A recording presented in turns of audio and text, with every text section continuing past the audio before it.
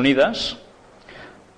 Fue muy impresionante todo lo que allí se dijo, ya lo veremos con detalle, pero fijaros cómo precisamente se habla de una ley natural que es válida para todo el mundo, pero además exigible. Y una cosa que se exige no es algo que se pueda aceptar libremente, sino que se impone. Y cuando una cosa se impone, suele ser por las malas. Ya os podéis imaginar lo que eso puede conllevar. Vamos a seguir avanzando un poco. Veremos quizás en un más grande lo mismo. Hace gracia la foto anterior, si os fijáis, donde los dos personajes están juntos. ¿Sabéis? Si un protestante del siglo XVIII-XIX le hubiesen dicho que esto sucedería y se verían así uno al lado del otro, se hubiesen ido corriendo. Y en cambio ahora es la cosa más normal. Vamos a ver esta otra. Es el viaje de la autoridad religiosa más reconocida del planeta a un país que sitúa las creencias y la expresión pública y abierta de la fe en alguna divinidad en un lugar especial de la vida política, y que cuenta al catolicismo como una de sus más extensas confesiones religiosas, en la que está adscrito 1 de cada 4 ciudadanos. La autoridad religiosa más reconocida del planeta. Este es precisamente el Papa. Avancemos.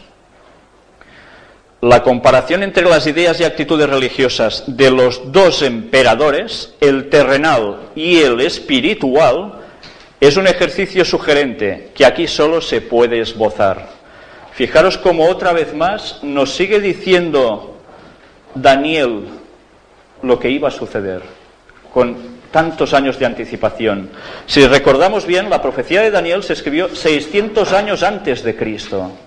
¿Cómo podía saber Daniel que todo esto iba a suceder si Dios no se lo hubiese llegado a inspirar? El rey del norte, la conjunción entre el poder militar, el terrenal y el poder espiritual del Papa. Siguiente. Bueno, esto es de hecho lo que habíamos visto antes. Y vamos a ver esta otra. Bush tiene mucho de católico en su actitud religiosa, como lo tenía Blair hasta el punto de que se convirtió.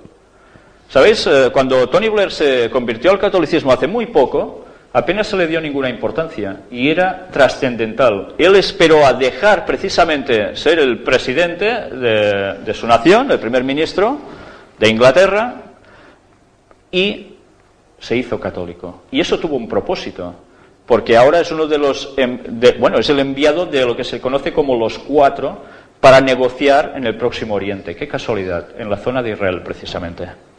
Pero ya veis la frase tremenda. Bush es protestante, ¿no? Todos tenemos entendido que es protestante.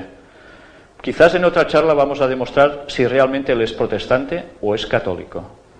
Pero es curioso que aquí, en este artículo, también aparezca esto. Vamos a ver la otra. La posibilidad de que los creyentes contribuyan a la construcción del orden social está sujeta en todo momento a las reglas de la democracia, según las cuales son las instituciones representativas de cada país las que fijan el cauce central por el que ha de discurrir la convivencia. Hago un inciso aquí. ¿Os recuerda algo la frase construcción del orden social? ¿Qué aparecía en el billete de dólar? ¿Lo recordáis? ¿Recordáis algo parecido al nuevo orden mundial? Es básicamente lo mismo.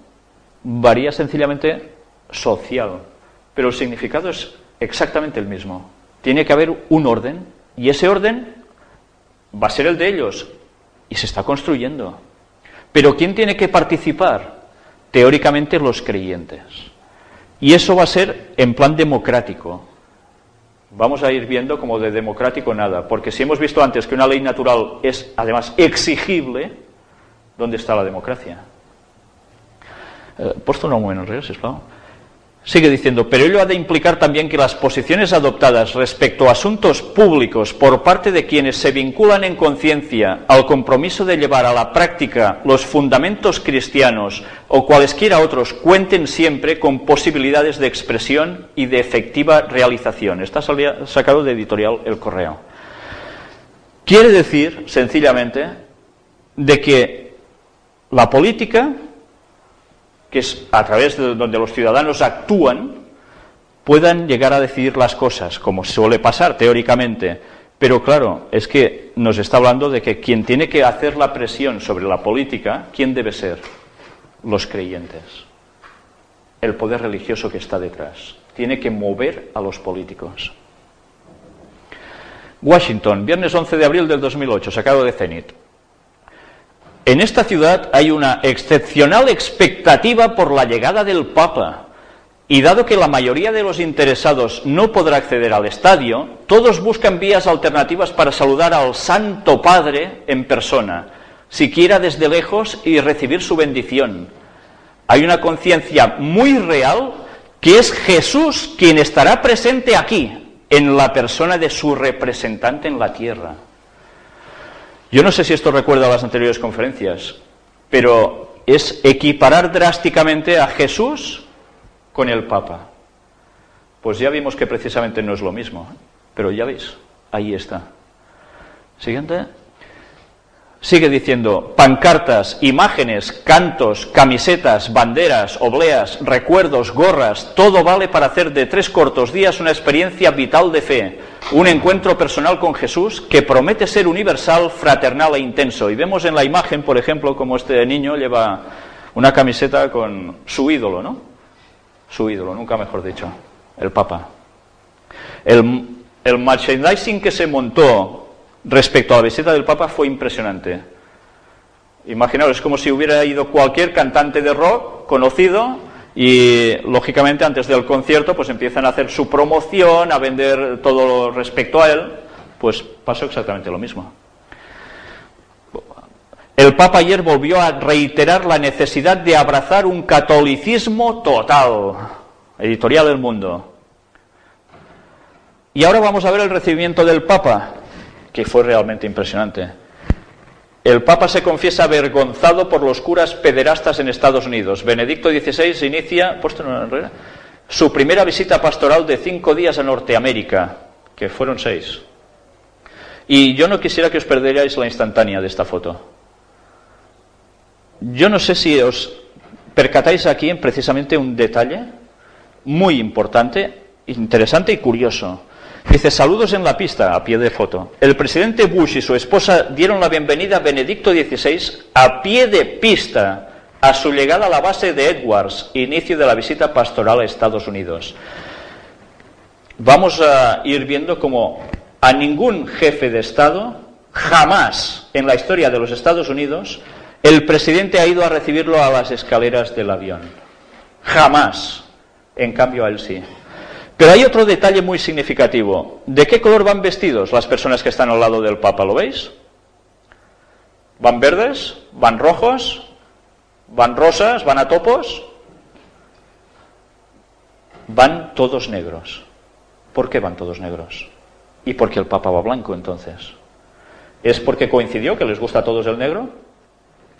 Esto tiene una explicación. ¿Sabéis? Cuando una persona pide o se le concede audiencia ante el Papa en el propio Vaticano, es obligatorio que esas personas vayan vestidas de negro. Obligatorio. Porque el único que tiene santidad es el que va de blanco. Y esto quiere decir que tú te supeditas a él. Para mí esto es impresionante, porque esto no pasa ni en el Vaticano. Pasa en el propio Estados Unidos de Norteamérica, casi nada. Yo esto os lo digo porque tuve la oportunidad de conocer a una persona que había estado vinculada con Opus y tuvo una audiencia precisamente con el Papa y era una exigencia de protocolo en la cual él debía ir de negro y se le explicó el porqué. Pues ya veis, en Estados Unidos mismo y en la escalera del avión. Siguiente. El presidente George Bush y su esposa Laura decidieron ir a recibir ayer al pontífice a la base aérea de Andrews, al sudeste de Washington, un gesto sin precedentes. Ni siquiera lo hizo Bush cuando aterrizó el año pasado la reina Isabel II de Inglaterra. Hoy tendrá lugar la ceremonia oficial de bienvenida en los jardines de la Casa Blanca ante miles de invitados. Y fijaros que dice, el Papa admira la espiritualidad de Estados Unidos y Bush se siente atraído por la moral católica. ¿Recordáis las citas del libro del conflicto de los siglos? ¿Cómo se iba a imponer precisamente la bestia? El papado. en todo el mundo, ¿a través de qué? ¿Qué utilizaría? La moral. Increíble, ¿eh?